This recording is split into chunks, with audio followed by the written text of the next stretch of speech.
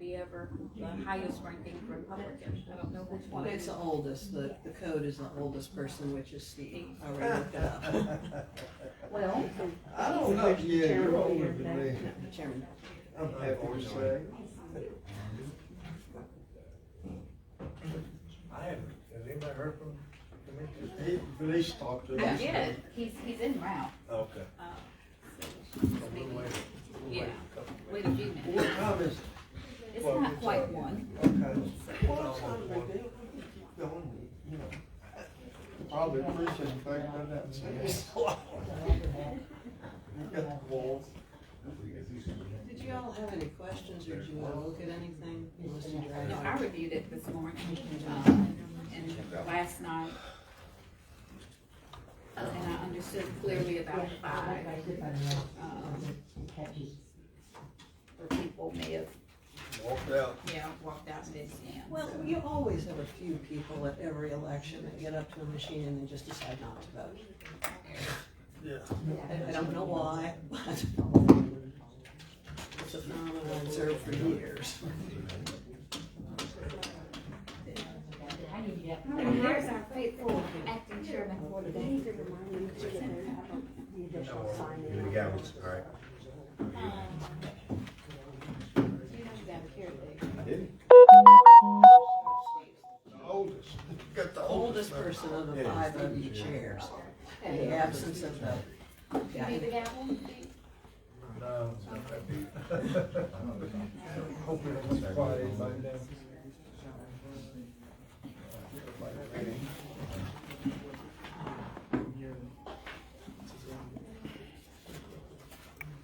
All right, it's 1 o'clock. I'm gonna bring the special meeting of the Shelby County Election Commission to order. Date's November 21st, 2022. We'll start with our pledge.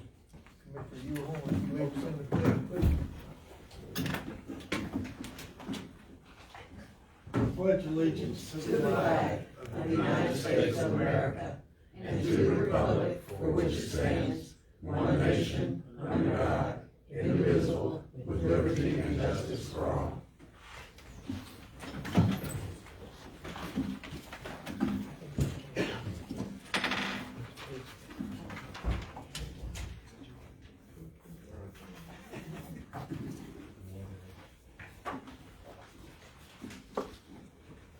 Let the record reflect that the AOE is present and Attorney Hagler and Swatley are both, our attorneys are here. So, Sherry, would you like to call the roll, please? Sure. Mark Lettrell is absent. Benny Smith, secretary. Here. Venetia Kimbrough, member. Present. Steve Stampson, member. Here. And he is acting chairman today. Frank Yulhorn, member. Here. Okay. We have a quorum. All right. I guess first on the agenda, we have a resolution to certify the November 8th, 2022 federal and state general election, municipal general elections. Move to approve. I'll second. I have a motion by Commissioner Ewell and a second by Commissioner Kimbrough. Is there any discussion on the matter? Yeah, I have a few questions. From our last meeting, I had some outstanding questions that are probably gonna be a part of the certification. It was about the CBRs, ballot images, so we want to get answers to those. Do we have the cast vote records? I have not run cast vote records. There's a question as to whether or not that's legal under Tennessee law. I'm awaiting an opinion from the coordinator's office. I can tell you that ballot images cannot be released. And what's the reason for the ballot? The coordinator said no. Okay, so that's ballot images are not available to the public. All right, that's a no. Okay. Do we? And I had the question of, was it set to keep the images? It is set to keep the images, but again, like the ballots, I think the coordinator's logic was that under Tennessee code, once an election is counted, the ballots are sealed and cannot be unsealed without a court order. So I think he's taking the same approach with the ballot images.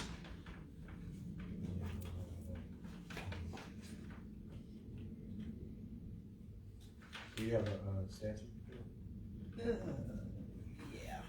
Give me a minute.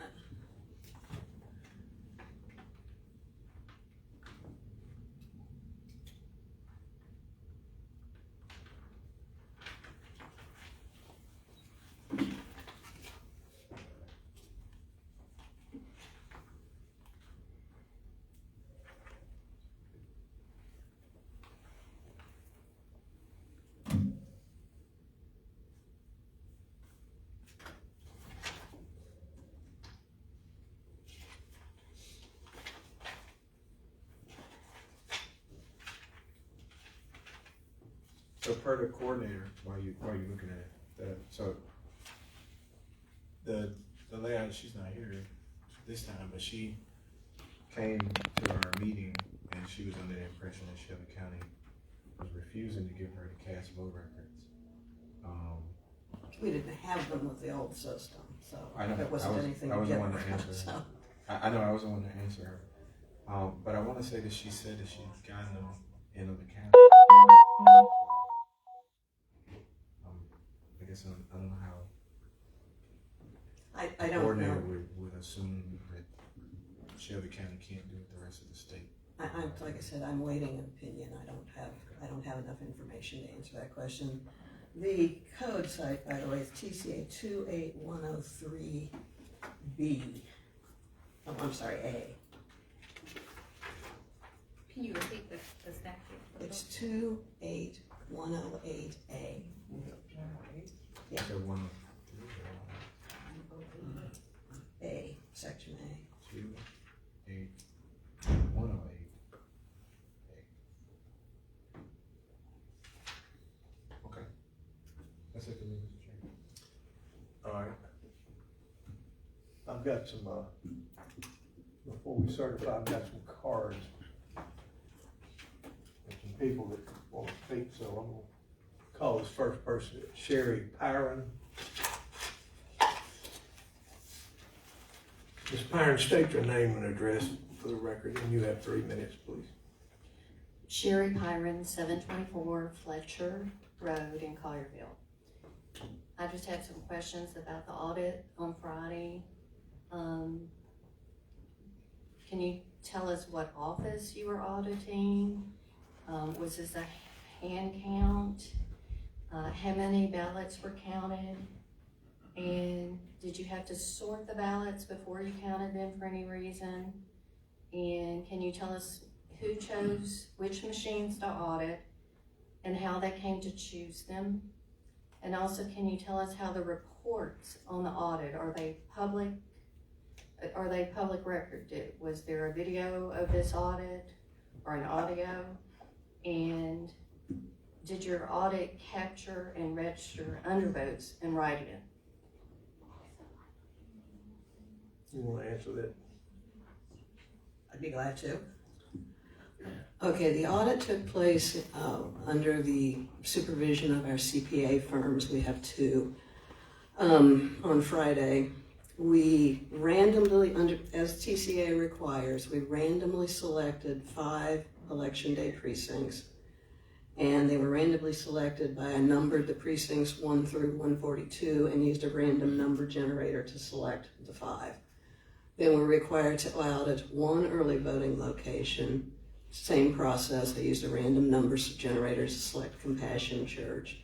And then the code, if you are a county that sorts your ballots, your absentee ballots by precinct, then you can do just a selection of precincts, but we do not.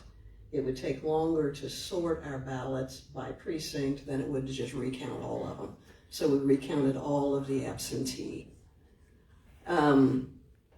Then, according to the TCA, we conducted the audit in accordance with the TCA. So the election day sites, those ballots were retabulated on a different machine.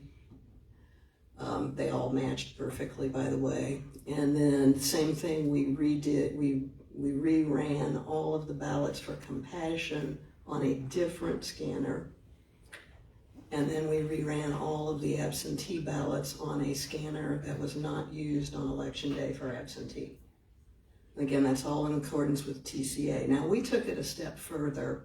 The code doesn't require this, but our CPA firm hand counted the top races on two precincts, two of the election day precincts, and they matched perfectly. Thank you.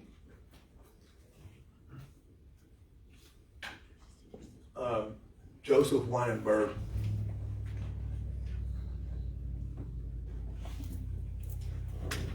Mr. Weinberg, you want to stay there? We'll bring you the microphone. Well, I can just sit here. There you go. That's fine. Yeah, I just, so the audit was done by, as in the law, by rerunning the same ballots through a machine with the same software presumably as all the other machines. There was no, but there were two hand counts. Right. And how are the hand counts done?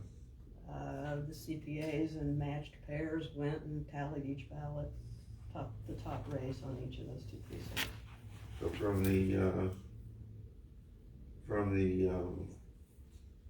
ballot cards that were inserted and ballots that were inserted in Right, the count, they hand counted those ballots that's correct. by vision.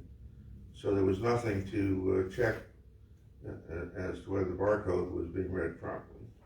Well, obviously, if the human readable characters matched what the barcode counted, yes, they were checked. Well,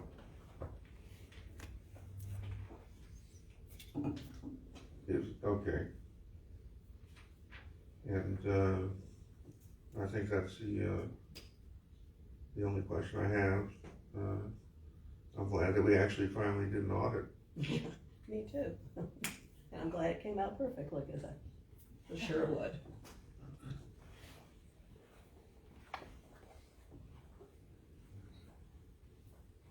Does that answer your question, Mr. Weinberg? Yeah. Okay, I have Charlotte Bergman.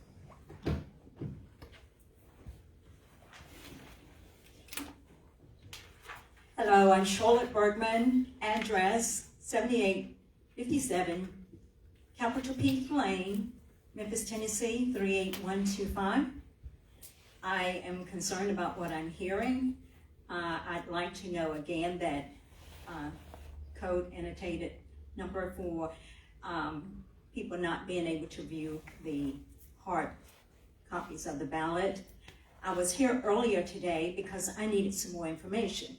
You see, I'm a former software developer. I'm a former manager of software development at FedEx, and I find it interesting. I ran a query, and I was able to determine the number of votes in early voting between the 8th district and the 9th district. 8th district, we have 44,471 votes. Or from the PVL file, 44,471 voters, and in the 9th district, 76,180. Then, when I looked at the machine-generated votes, and I compare that to, say, the information that was obtained from the poll book yielded 76,180 voters, yet for this election during early voting, there was only 71,744 voters. Now, during early voting, there were 3,338 absentee ballots, but I can understand your final total was 2,576. Whatever your rationale between making those changes. I'd like to know a little bit more about that. The interesting thing, when I was here earlier today, I requested some of the same data that you guys had access to, and I was told that the data was not available because it had not been certified. Once the certification has occurred, there's no way we can go back and challenge the numbers. But right now, I'm showing some discrepancies in the numbers.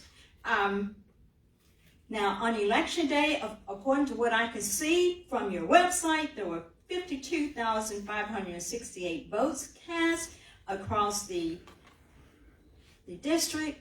I find that questionable, especially considering the number of people we had working at the polls and the feedback that we received from the voters. There was a higher turnout in the Republican communities versus the Democrat communities. So I find that questionable. Also,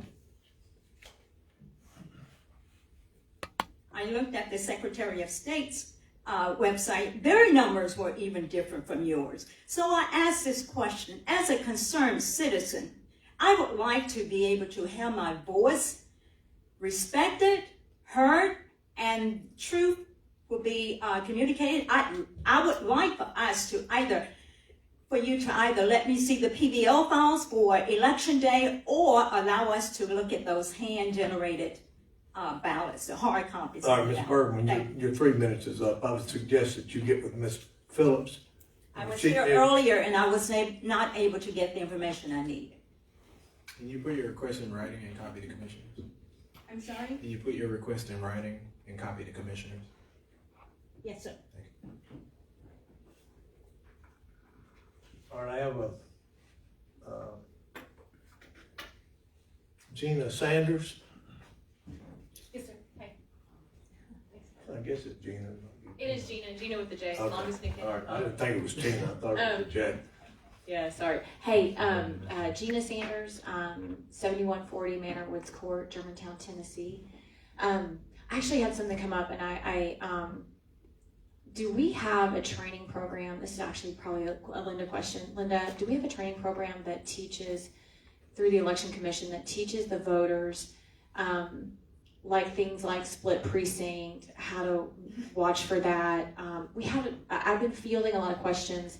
So my real question is, do we have a training program that teaches voters what a district is, precinct, how to know district for Congress versus, and then how to know that information also when they go to vote, how to know the different precincts, because this came up a lot actually, and I've been fielding a lot of questions in my own circles of people getting really upset about the fact that they were given a wrong ballot. I do know that happened. We had the 50 ballots, but we've had other people, I know Charlotte Bergman's territory, specifically Sabrina Brown, who were given a wrong ballot. They weren't able to vote for the right person, but they didn't know they were in a split precinct. And that actually almost, in transparency, happened in my precinct, and I'm the one that almost made that mistake because I didn't understand the split precinct thing. Thankfully, Lord covered me. So I think you're gonna get a lot of feedback where people are getting angry, like they purposefully stole the election or they're purposefully holding out on us, when they really just didn't know about the split precinct, nor do the poll workers, quite frankly. Like they didn't know that maybe there were 4 different hand paper ballots. I just think, and so one thing I'm trying to work on individually is to come up with a training program to help voters be educated, because I think there'd be less complaints and more visualness for them if they had an understanding of the process. And I just didn't know before I start working on something like that if you guys already have something like that. Yeah, I'll send you a SharePoint link that explains a lot of it. We did some considerable effort to try to educate voters when the districts changed in May and August. We pushed back. We didn't do that because, frankly, we didn't have time implementing the new equipment. That sucked every moment we had. Yeah, I know. And it is a problem. Split precincts are a tremendous problem. They don't understand them. Most of the voters that I talked to on election day actually got the right ballot. They just thought they lived in a different district. Okay, perfect. Yeah, I would love to team with you on that. I think that would help us with the upcoming elections. Yeah. Thanks. can you share again the name of the other person that you mentioned that got the wrong ballot? Or, you mentioned Ms. Bergman, but you also mentioned the second name. Well, I don't know if Miss Bergman got it, but I believe Sabrina Brown is in Miss Bergman's area. I know she worked Miss Bergman's campaign. I don't know if Miss Bergman was on her ballot, but I do know that she was given the wrong ballot, but she didn't know about it until after. And also just because it was a new system, like I have a friend that thought she voted hand-marked paper ballot and then found out later, I was like, no, you voted the machine. And so, like, I just think a lot of that is just the voters need to be educated. But also the poll workers were learning a lot, and there are poll worker mistakes that sadly the Election Commission gets blamed for when they're just human error. Thank you. Thank you, Ms. Sanders. I have a Carol Van Bassen.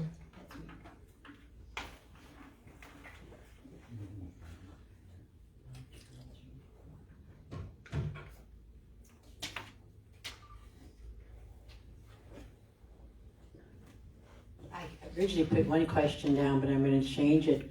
I got the report. Oh, I'm sorry, Carol Van Bossen, 5140 Oak Meadow Avenue, Memphis 38134. I was told by somebody in East Tennessee that they saw C-SPAN post the ballots, post the election, not until late in the night. I mean, or like 11:15. It hadn't been for the Charlotte for District 9. That there was no posting for hours on the U.S. Congressional District, and then 11:15 it posted that she had, I can't remember, 44,000 something, and at 12:15 they dropped to 35,000 something.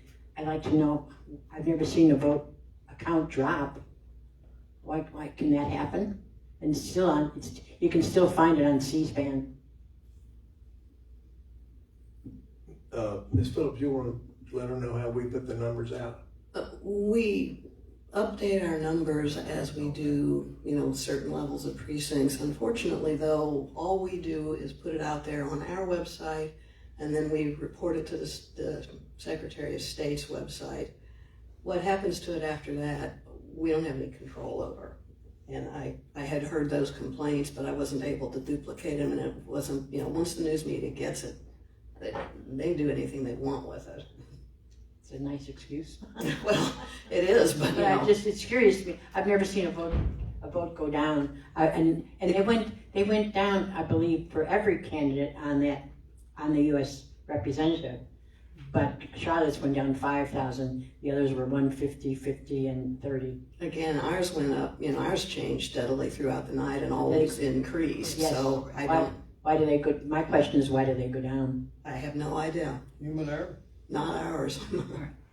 I guess I'd just like to restate that as the night progresses, we get a percentage of the ballots in, and we verify based upon the precinct's reporting.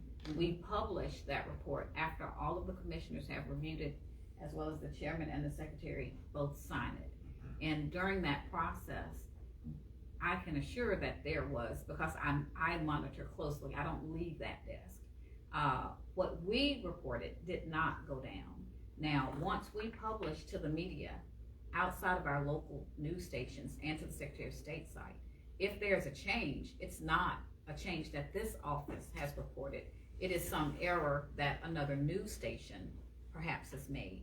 But we have time dated and stamped, and I retain those records, and I'm sure we retain them. Me too. That can be shared publicly, that there was no drop in anything that we reported. And after we get done with certifying the election, Ms. Bergman, if there's a discrepancy as to totals, that would be the appropriate time. You have a window to challenge at that point. But this is a process that has to happen first in order for the challenge window to open. I guess I have a clarifying question. What? When we're tabulating, that is a direct feed, correct? Direct feed to what? Direct feed to post some results. No. So No. See, if we don't, tabulation is completely air gapped, and we we put right, the I get, results but the on. posting of the results that is happening. Do you post it or does somebody else post it? No, internally we posted. We post. The question is a little bit more detailed than the one that you're hearing. So let me try to color it a little bit more. I think I signed about 5 results. But I didn't think that the public saw only 5 updates. I thought that they were seeing No, they multiple only saw, updates. they only get an update when you guys get a report that you review and sign. Mhm. So I thought there were 6, but if you say there were 5, I don't know. Yeah, I mean, It was a long night. So at 11 o'clock we were done. Mhm. There were no more. There should have been no more. Yeah. Okay. Okay.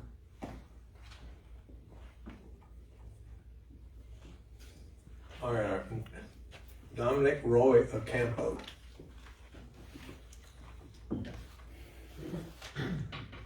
Please state your name and address for the record, please. You have 3 minutes, sir. Dominic Roy A. Campo, 4090 Alpine Avenue, Memphis, Tennessee. Ballot irregularities. Charlotte Bergman had 40,420 votes Tuesday night, 11/8/22, but around midnight, 5,308 votes were taken away.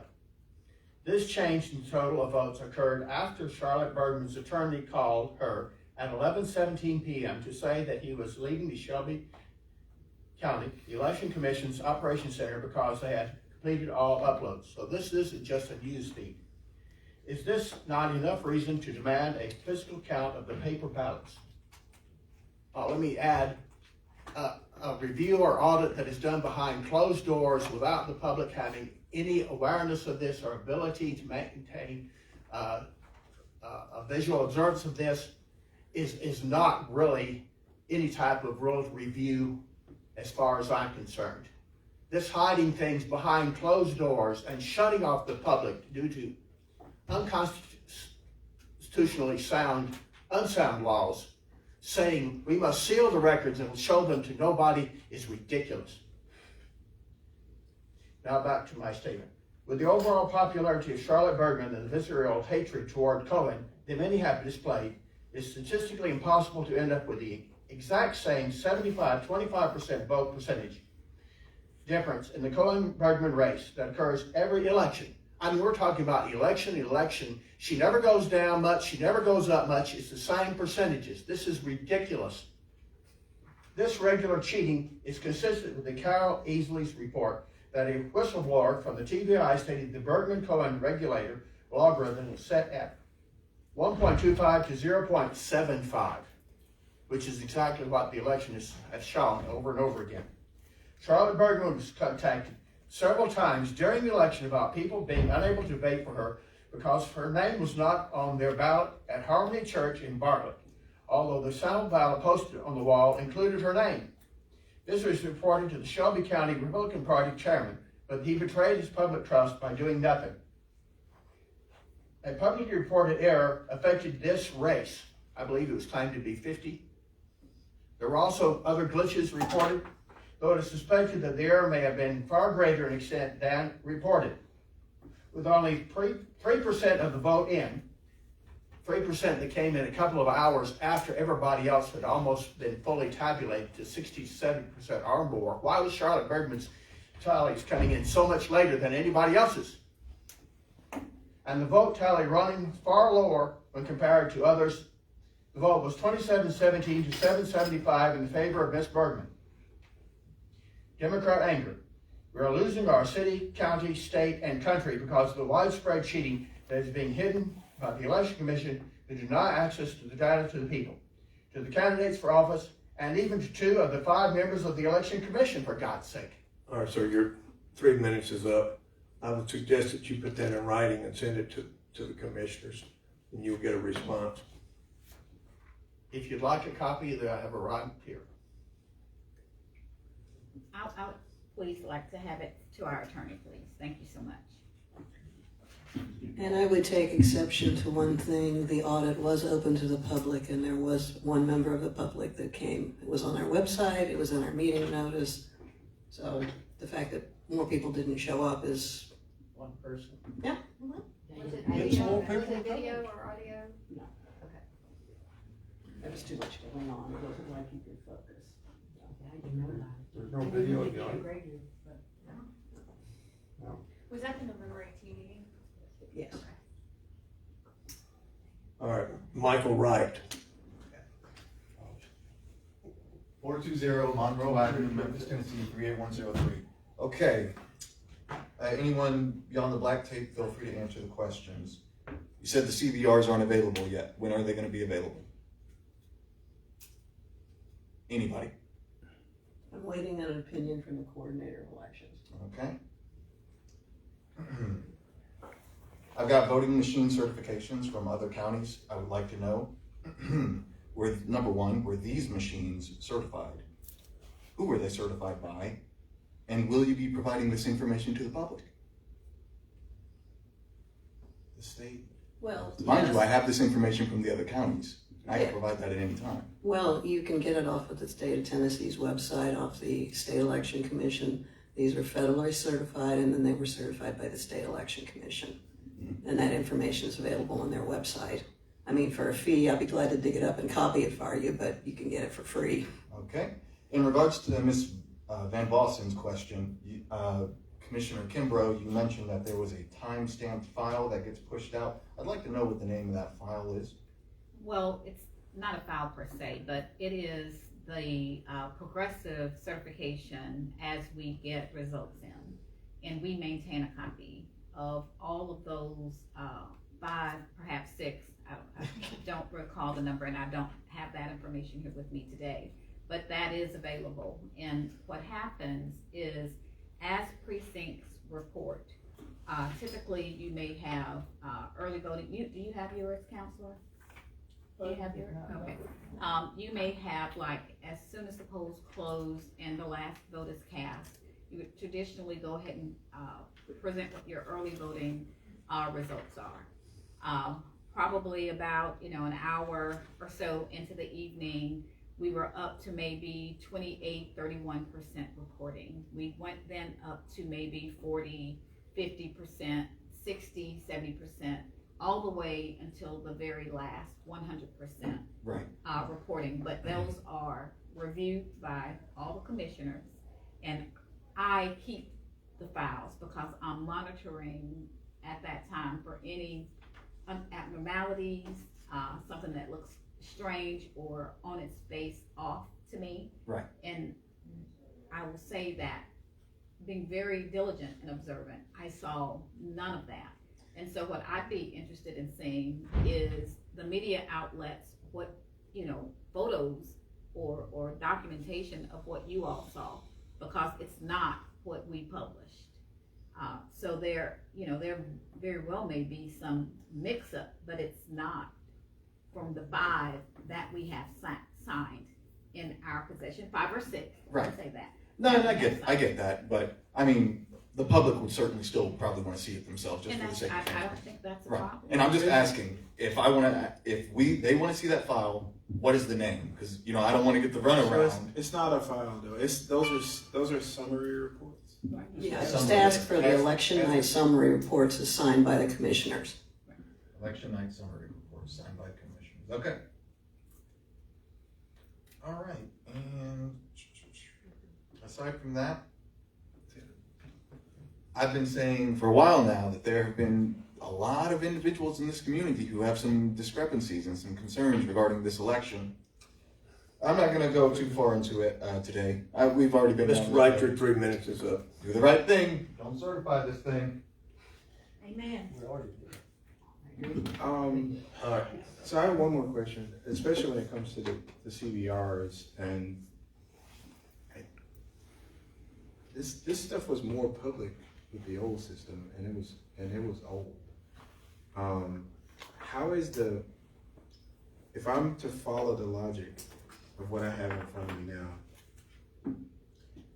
now, the statement of votes cast report is the equivalent to the cast vote record. The difference is the cast vote record has more detail that makes it easier for the public to see what happened. And these reports, it would be almost impossible to compare this to like a poll tape. So I'm not seeing how you can do an audit of this. You speak louder, Dave? I'm not seeing how you can do an audit of this. I gotta tell you, I have like 10,000 cast vote record reports, and I just cannot see how we don't have those. We have them, I just don't know that we have permission to release them. I That's don't my know question. how we So available if I to get that confirmation, then I'll make it available to anybody that wants to pay me $18 for a disc, not a disc, flash drive.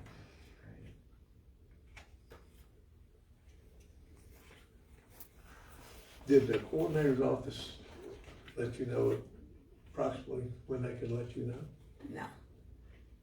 No, it was just a casual conversation, and he said he'd get back to me. It's on my list, so if I haven't heard back from him in a while, I'll call. So what did we compare it to?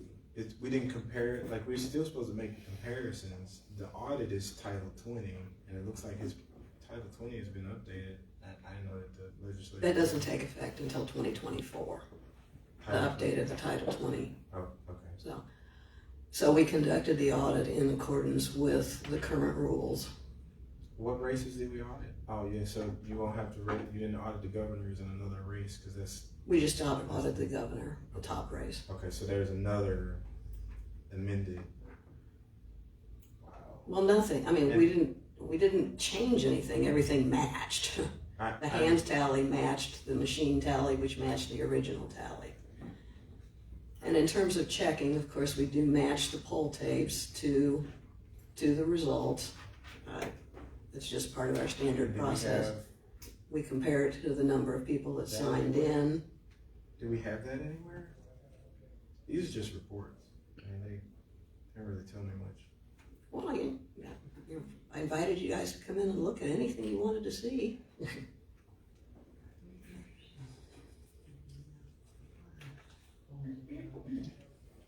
So, with Harmony Church, what happened with the 50 people that they just lost the opportunity to vote in the congressional race? Yeah. Right, the 50 people roughly, and it wasn't Harmony. I mean, Harmony was an early voting location, so they may perhaps have had some of the people go there to vote. How do we know that it was 50? Because we know how many people. I know the answer. I just want to know if you know the answer. Well, we compared the list of people that signed in those precincts. I mean, in the affected precinct split. Okay. That's right. The split will tell you. Yeah, the split. Who's going to get a bad ballot? So it happened for everyone. It happened up until Monday or maybe it was Saturday of early voting. And was that the ballot rotation didn't have it on it for that split? When we updated the precinct files to reflect the city of Memphis redistricting, there was a clerical error that someone decided that the voters in precinct split 1305I1 and 1305I3 had the same districts. This was not correct. Unfortunately, we didn't catch that until a voter in 1305I3 pointed it out to us, at which point we took immediate steps to correct it. And there are only 230, well, again, I don't know how many there are today, but on October 1st, there were 234 active voters in 1305I3. By the time we found the error, roughly 50 of them had voted. But all of the voters moving forward got the correct ballot. Can the commissioners have the cast vote records? I don't know. I'm waiting on information that I do not have. That's not a good answer. Okay. Okay, I have a motion and a second. I'll have one more question, Mr. Chairman, All just as a point of clarification for the public. so that we can reiterate the process and why we're acting to move forward, because acting to move forward to certify has other implications. There are other things that have to happen, and those things can't happen until we certify the election. Is that right, Ms. That's Shelby? right. And actually, the reason, I'll expound on that a little bit, the reason that you were certifying today instead of the original schedule of the 28th is that we have to certify these results before the State Election Commission can declare a vacancy in District 86. The governor has to issue a writ by next Monday, the 28th. So obviously we had to certify before that. Those would be my next question. Okay, and then my final question is that once we certify, please share with the public the dates that they have to file an appeal or challenge the election. Yeah, so just counsel advice for me that we generally refrain from giving legal advice to the public, Okay. and they can look it up in the statute. So our advice would be maybe Something like 5 days after Oh, certification. yeah, they can retain legal counsel. Okay. It's something like 5 days after the certification. You have to go look at it. It's something like that.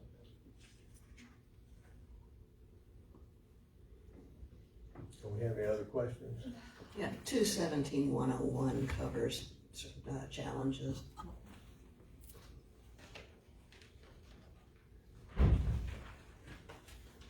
All right, having a motion and a second on the floor.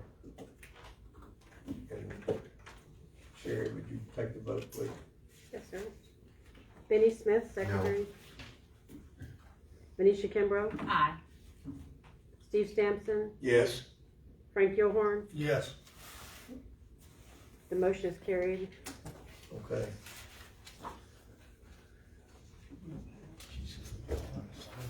Then the election is certified. We have a motion, Commissioner Smith, to adjourn. Do I have a second? Second. All right, we're adjourned. Commissioners, you have to sign some stuff, so